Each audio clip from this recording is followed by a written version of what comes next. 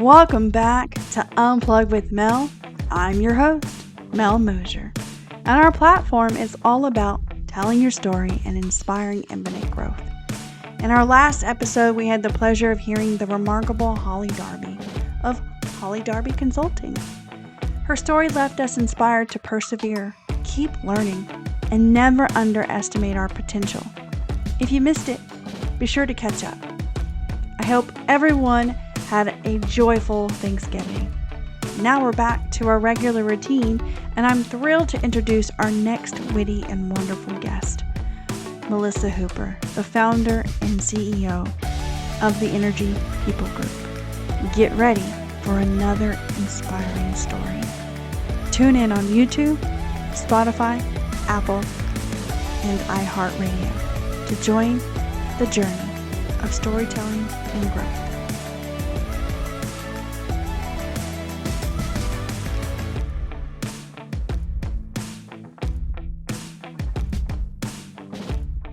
Thank you for coming on this podcast. In the HR industry, you never know what week you're going to have.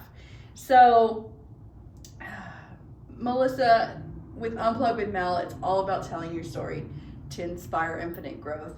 And so, briefly, we connected through our local SHRM chapter called PB SHRM. And if you listen to some other episodes... It's a great way to get connected, for sure. It really is. And if you listen to other episodes, you're going to see that kind of trend that a lot of my connections have been with volunteerism. And it's really been heavily involved with PB SHRM and Texas SHRM. So Melissa, I reached out to her because she is an entrepreneur. She has her own company that actually launched during COVID. During COVID. That's crazy. What were you thinking? What was I thinking? I don't know. So I was former Concho. I ran the recruiting and compensation and analytics department at Concho. And in the merger with ConocoPhillips, I found myself laid off in the middle of the pandemic, and my husband was laid off as well. Wow. And I was like, well, shoot. Other words, but I was like, shoot, there's other small to medium-sized businesses that need HR support. And they need not just like the back end, like admin, like fill out this form. They need strategic thinking. Mm. They need someone to come in and optimize their operations. Mm. And that's when I started the Energy People Group. I literally was laid off the same day, walked across downtown Midland, and then, kind of got this going. And so it's been a roller coaster ride ever since.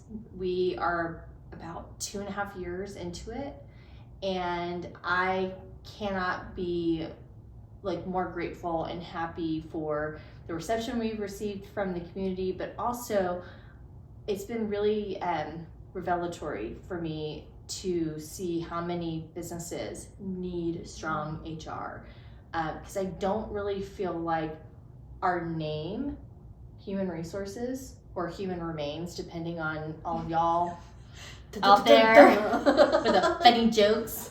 I love it. Yeah, the Human Remains department, but I don't think it does us justice. Okay. And so when done well, Human Resources looks and feels like you've got a strategic partner who is looking at your people, thinking about development, thinking about business goals, cost. When it is done right, it is truly the engine behind what any business is going to do. I love that. Well, thanks for sharing the journey of the Energy People Group, right? Did I say that right? EPG for short, because it's a mouthful. It's good though. I love it too, because it feels like a double meaning too, because the Energy People, by what you guys do here with recruiting and filling in the gaps for employers, their needs, it kind of energizes the people. I would hope so. Our message started out kind of based we're in West Texas, Midland, Texas, the Petroplex, and we're in the Permian Basin, which for those of the viewers who aren't familiar, the Permian Basin spans Texas and New Mexico, and we're about the size of Connecticut, and we produce about the same amount of oil that Iraq does. We're very significant in our energy output globally, and it means something. And so that was kind of the first meaning of the company.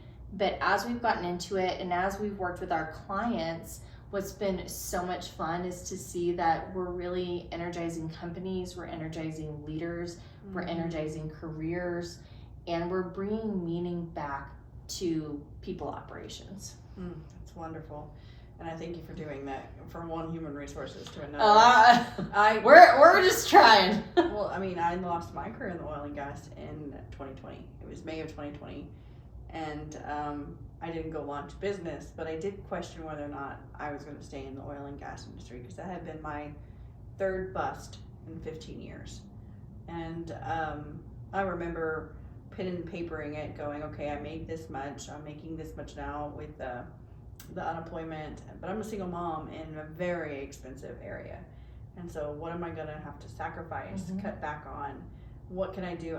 I was working like 12, 14 hours for the oil and gas company. And I finally got in a niche of where I was working only like 9 hours. And I only been there like 89 days when they let me go. Wow. I made the right shift at the critical point in February of 2020, but no one predicted the pandemic. And so I felt like, oh, I found it. I'm in management. I'm working 8:30 to 5. So much better than from 6 to 6. This is doable. And I was pumped. You said it earlier, like enjoy the ride, enjoy in the moment thing. And I was like, I did. And then all of a sudden I'm like, now I'm without it. I had to let my team go 2 weeks prior, and then they let me go. I'm like, could you not have just let me go when my whole team was like, well, then who would have let your whole team go? I'm like, they could have just let us all go. Like, we're done. Doors are shutting down, type of thing. And I get it. Now I look back and I'm like, okay, I see what they did. But I actually would love to pause right here and say that's why what we do is so important, because we take that human element into consideration. And that's where I would have advocated that employer, hey, just call them all in and right, let them know. Right. Yeah. Or this is the right thing to do, or this is the just thing to do. I mean, there is the letter of the law, and then there's the spirit of the law. And that's something that we all have to think about as we go through our daily lives, is what kind of human do I want to be? What kind of boss do I want to be? And then what kind of business owner do I want to be? That's true. And you and your spouse are both unemployed at the same time, and you pen to paper and go, you know what? On my heart, I can do a company. I can launch. When least people expect launching a company. Most companies. I mean, I think it was more like, shit, we got to make our mortgage, but I'm going to go with what you said. Well, that's the way we unplug around here. But at the same time, look at it this way too. In the way I see it, as you're mentoring me or I mentor you in this part, the tenacity that you had to open when several businesses were closing. That is just, kudos. Like, I am in awe of you. And if no one told you that, because human to human, that's huge. And to be 2.5 years later, still thriving, still learning the ropes on how you're wanting to be a business owner, be a leader, you're volunteering, you're making a name for yourselves, and all of it's learning good. A lot, folks. You don't have to have everything ready to go in order to do what you feel like you're called to do. I don't feel like there's anything special about what I'm doing other than I was pushed to do it and I did it. And I think that's a message to everybody, that sometimes you have a calling, sometimes things happen in careers. I mean, my first job, so I graduated in the middle of the Great Recession, so 2008. So I went up, got a great degree at George Washington University, go Colonials. And when I graduated, I remember there was literally no jobs. To the point, fell out. Yeah. Well, to the point where one of my teachers who I had interned with and was, so supportive, and she was like, I don't believe you. Like, come meet me in the department, and I'm gonna, we're gonna look through the newspaper together. I'm gonna help you identify a job, which I was so grateful for. We get there and we open the paper, and there's 3 jobs, and she looks and she's like, huh. She's like, you're right. There really isn't a lot here. And what we didn't know at that point in time was we were in the middle of the Great Recession. So finally, I got a job as a legislative assistant on K Street, which for everybody out there, if you're not a Washingtonian, it's basically like lobbying. It's a lot of the lobbying groups are on K Street, and that's where I got my first job as a legislative assistant. And actually, if I look back, this is kind of where my whole journey started, because really what they wanted was a secretary. And if you know anything about me, I am like time and Outlook calendars and dates and time. Like, I will show up a day early to a flight. Like, it's so dumb. Like, I don't know what my brain does, but it's like, whoa. And I just like, I can't keep it together in my head. I can keep everything else together, but like times and dates. So I was supposed to be a legislative assistant. I'm great with policy. I'm great with writing. I'm great at like project management, all of that. And really what they wanted was basically a secretary. And so, long story short, it didn't work out. But the funny thing is, I have a funny story. The funny thing is, there was 2 office chairs that they had sent out an email to the 5 or 7 of us that worked in the office and saying, hey, we're getting rid of these chairs and want to buy them. And I was like, I'll buy them. I'm broke. And they're like, yeah, $200, $100 each. And I was like, perfect. So I had done that a week or 2 before, and then I had to kind of arrange for transport because I'm downtown DC to get these chairs back to my apartment. So I get fired and I hadn't moved the chairs. So I am literally having to, in this historic elevator, it's this big, I'm having to take down 2 chairs, and the poor maintenance guy is helping me.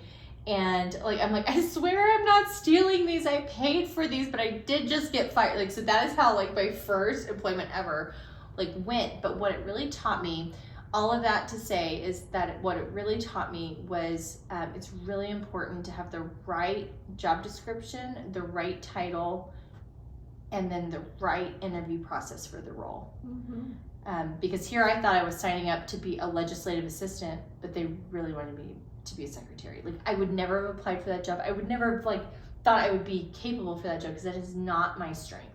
Mm-hmm. So one of the things, for anyone listening, that I think is so important, whether you are looking to hire or looking to be hired, is a match between the job description, your strengths, your skills, and then what you feel like you can do on a day-to-day basis. That's very good advice. Well, let's switch into the next one, because you said a lot there in, getting started and some setbacks and stuff like that.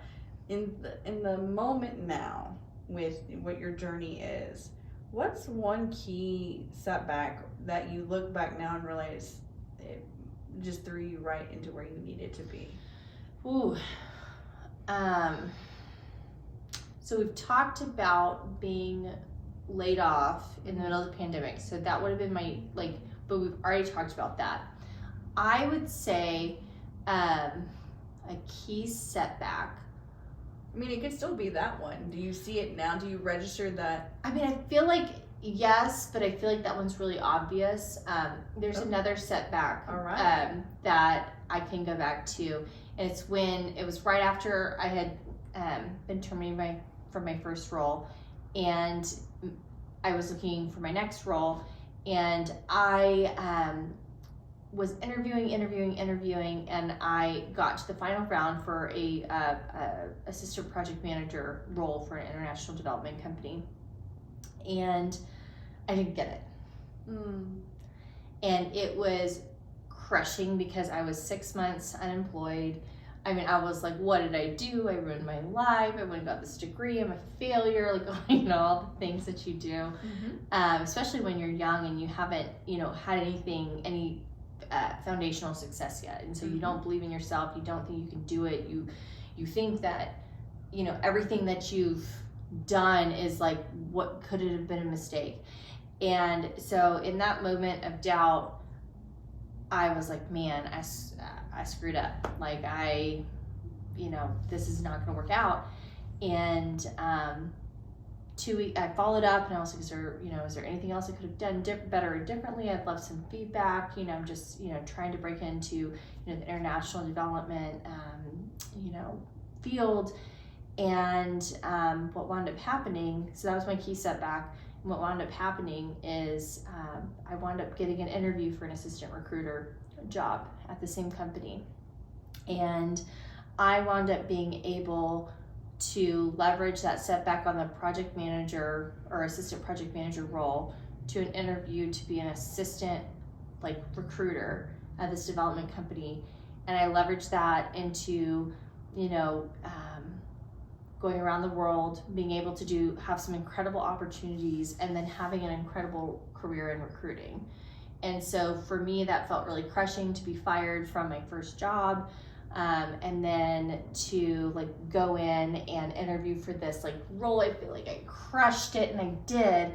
The only difference is I'm not a native Spanish speaker, and the person who got the role was. It was so close. And so I was so devastated, but then that set me on my path for where I am now, and I would not trade it for the world. Well, they saw potential in you. Did they offer you the next job? You don't get this one, but we have this.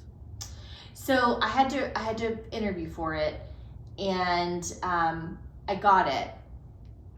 And when I was put in the role, I felt so out of my depth. I've never done recruiting before. What the hell am I doing? I didn't study this. And you don't have to be the smartest person in the room. You just have to be the fastest learner. And I got in there and I just decided, I don't know anything about this, but I am going to be the fastest learner, and I'm going to embrace the applicant tracking system. I'm going to embrace sourcing and Boolean searches, and I'm going to learn everything I can about it. And I don't think learning's hard. I think you just have to have the curiosity. And so that's what I did. I just made a decision to learn as much as I could in a reasonable manner. That's good. Thanks for sharing that. I like the tenacity vibe in there, because you had setbacks, but then you're like, okay, I'll take on the same company. I mean, they rejected you in a way. You could have took it It was like Jason on Halloween. I was like, me, it's me.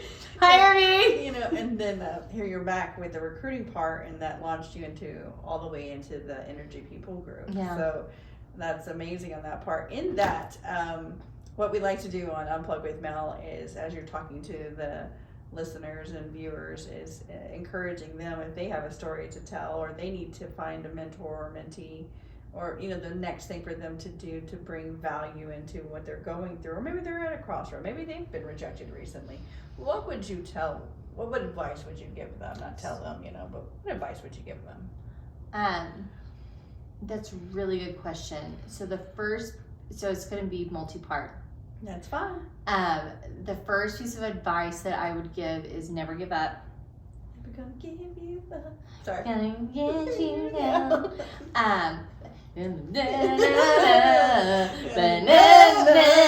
Sorry, we'll get back to the regular program. Do not go karaoke with us, because we tend to get booed. I don't know what you're talking about, Willis. I'm the queen of karaoke. I love it. So I think the first is to don't give up.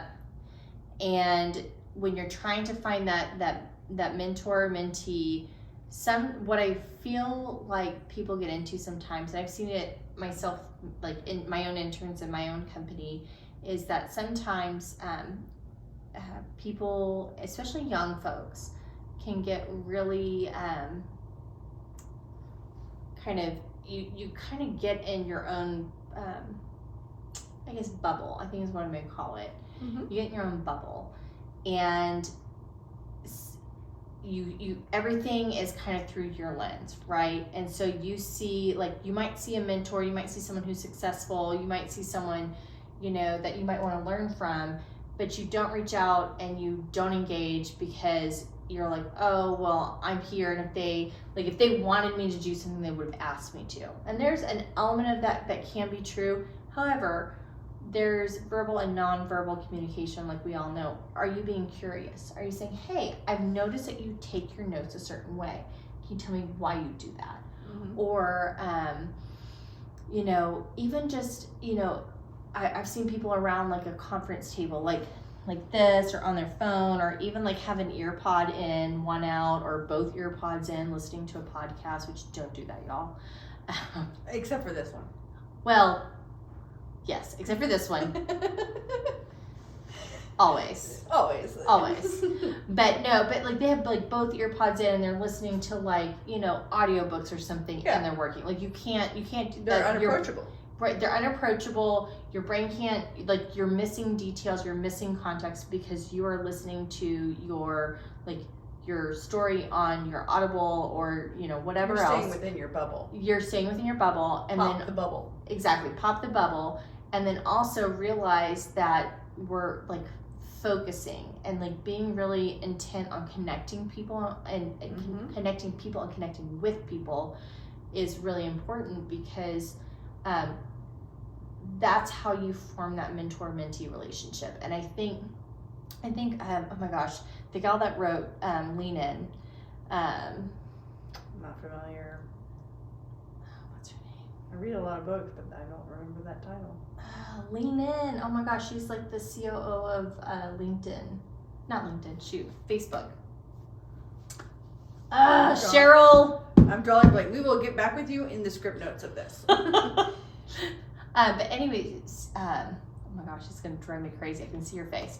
Anyways, but so she was talking about it and how she had like this person that she was throwing opportunities to and projects to and, you know, extra work or harder work to, trying to like you know, support them and like raise them up in their career, and they had no awareness of that, and they kept saying like, oh, I don't have anyone to mentor me, no one's interested in, you know, helping coach me or anything like that. And here she's like, oh my gosh, I've been throwing you things that I would have killed for in your shoes when I was your age to like sink my teeth into. So I think the most important thing, to circle back to the question, is to get out of ourselves, focus on connection, be approachable, pop the bubble. Pop the bubble. I like pop the bubble. I think in that part too that I want to grasp a hold in there is that you don't need one mentor for everything that you're going through. You're going to meet in your path several different mentors that you go to for a certain reason. For me, I have several mentors. I talk about, you know, I'm back in college as an adult. I'm a mentor for that. You know, I have a mentor for my next stage in my career. Yeah. You know, it's not, we're saying your net, I think it's Bruce Waller who says your network is your net worth. You know, you don't put everybody like in your baskets of eggs. You know, don't put them all in the same one. It's okay to have multiple mentors for different reasons, or a coach, and then different you know, also Sheryl Sandberg. There we go. We got it, guys. We got it. Sorry. Sheryl Sandberg, Facebook CEO. And the other thing I wanted to touch is if you're a mentee, eventually, when learning these tools, someone's looking at you as a mentor. It doesn't matter your age or your level of your career. There's someone that is going to be inspired by your journey and want to know the how and the why. We're not the same age, and I will just do one little, she is younger than me, but I have been inspired by her journey, which is the reason why I asked her to be on the podcast, because I wanted to know like the nuts and bolts of Melissa and how the Energy People group got started and how was it going. And I'm checking in with her and she's checking in with me, and going forth we'll both be mentors to each other in different ways, but I can still be a mentee. I'm like, hey Melissa, you're very good at recruiting, I've got this struggle going on, how would you handle it? And then a few weeks from now or whatever, she's gonna call and be like, Mel, I got this workplace investigation thing on my thing, it's really complicated, the employer needs some help. How would you handle it? So, and I think you're pointing out something that's super important, which is it is a give and a take. And if I'm mentoring someone, I'm also learning. So it's not a one-way like street. Energy investment. You also need to invest in the person who's investing in you. And I think that is something that's not always talked about. It's not either. And if I'm, taking time to give you my like jewels, nuggets of however many years I've been in business, which is still a secret. But if I'm taking all of that, I'm distilling it down and I am feeding it to you like a baby bird, like I want to know what's going on kind of in your world. I have things to learn from you as well. And I don't expect the same level of like condensing and like sharing of knowledge, but there does need to be that exchange and that care. It's not a one-way street. It's not. You have something to bring to the table, no matter how inexperienced, no matter your life, education, situation, background, you have something to bring to the table. He learned that. He goes, if you let her do her lane, her leadership, she'll shine. Yeah. And then he realizes, he looks back at himself and going, my leadership style works for that. Yes. So, and I think that's the part of human connection that kind of gets lost in the corporate business world, because it feels like real touchy-feely mumbo jumbo, but really it's what we're feeling is missing when people are saying, I want to, do like financial independence, retire early, or like, I don't want to have a traditional role, or I don't want to work like my parents worked. What we're really noticing is how do we integrate work into our lives in a meaningful way where we maintain human connection, but we still meet our human needs, if that makes sense. Yeah, it makes. And it's not a work-life balance, it's a work-life blend. And that is something that I think going forward into the future, especially as like AI comes and supplements our labor shortage and all of the things, we are going to have more of an emphasis on how do we connect with each other. I like work-life blend. We hear a lot of things about work-life balance and being a myth or whatever, and I think everyone's capable in their way of making a work-life balance, but I do like how you just said work-life blend, because really, as an entrepreneur, you never really shut off. I have like my 3 a.m. list, but note to people out there, save that in your drafts. Don't send it to anyone in the morning. Yeah, do not do that. Yeah. And when we go into the next question here, and this is the one that I kind of love, because with Unplugging with Mel and what we do in the communities and learning and volunteering and being a mentor-mentee, it's a way for you to give back to your mentors. Who has reached into your bubble and helped you pop it so that you receive the lessons that you kind of needed to receive, and who are those people? And this is your time to... Oh gosh. Yeah. I have a few of those. The first is Jennifer Feinlieb. She gave me my first break when I was first kind of starting out. And she was a young manager, and I always like really took heart in in how she interviewed me very thoroughly and thoughtfully. So it's not just just remember, like, your interview is not a perfunctory thing. It is truly about connecting with people. And I think that's something we forget in the recruiting process, is it's like a check the box. Did we, ask them these 5 questions? Like, no, you are supposed to connect. And then Suzanne Hovhanesian, who was this masterful talent acquisition leader, and I learned so much from her, and I still use it all to this day. And then the other thing that I would say that, has really helped me are my colleagues over the years. And I have learned from them good, bad, and ugly. And you learn not only how to be yourself in the workplace, how important that is, but also what's important is learning how to be part of a team, and learning what unlocks the potential of other people. George Washington is one of my favorite leaders. Benjamin Franklin is the other.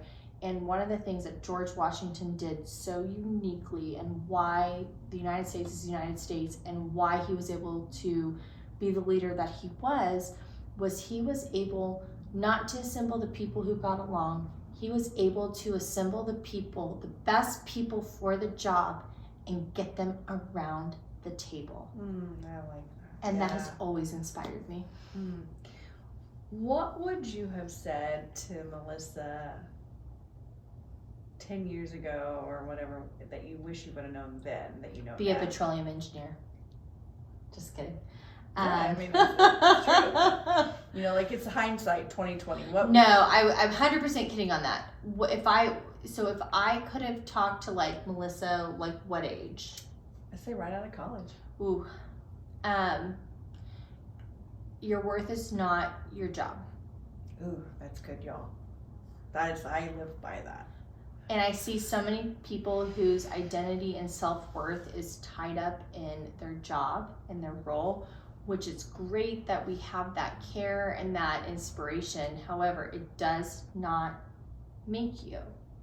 And what I would encourage everyone to think about is your job is not your identity, and to forge your identity independent from how you make your money.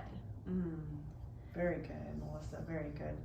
You know, it's really weird calling her Melissa because that's my name too, and so I struggle here for a minute. I know. And you're called Mel, and some people call me Mel, so yeah. Well, let's make sure I'm saying the right name here in a minute.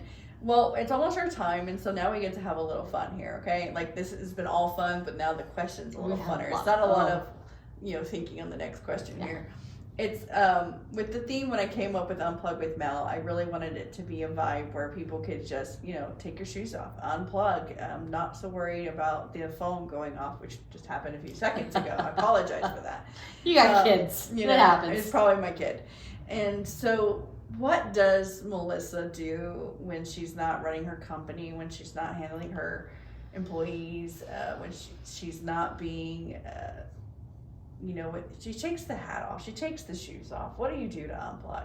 I literally take the hat off. I literally take the shoes off. When I unplug, and it sounds so cliche, we have to take time to fill up our cup.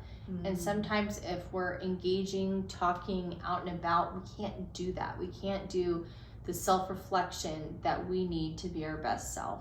And so when I unplug, it is truly, I'm at home. I'm either like, maybe I'm cooking a meal for like my mom or friends. Or sometimes, honestly, if my dog hasn't chewed my remote that day, a little bit, your little turkey, I'll sit down and I'll just, play a puzzle and I'll watch TV. Like, truly, it's something alone, and that I feel is nourishing to me, which sounds really dumb. I love it. When I said that out loud. But no, I love it. I mean, I like to cook too, and I think it's kind of, like a therapy thing for me when I get to actually cook a good home-cooked meal and I pick the recipe, the ingredients. There's an intentionality to it. And the last question I have, our time went by really quick, is what quote or what inspiration thing that you've heard that helped you along in your journey? I think it's kind of what I said a little bit earlier about you don't have to be the smartest person in the room. You just have to be the fastest learner. I love it. And that's really good to come off on that part. So we welcome you guys to listen on YouTube, Spotify, and Apple, as well as now on iHeartRadio. This will go live in November for you guys to view, and I can't wait to share the world with Melissa. Yeah. Thank you for joining. Always be learning. Always be toodles.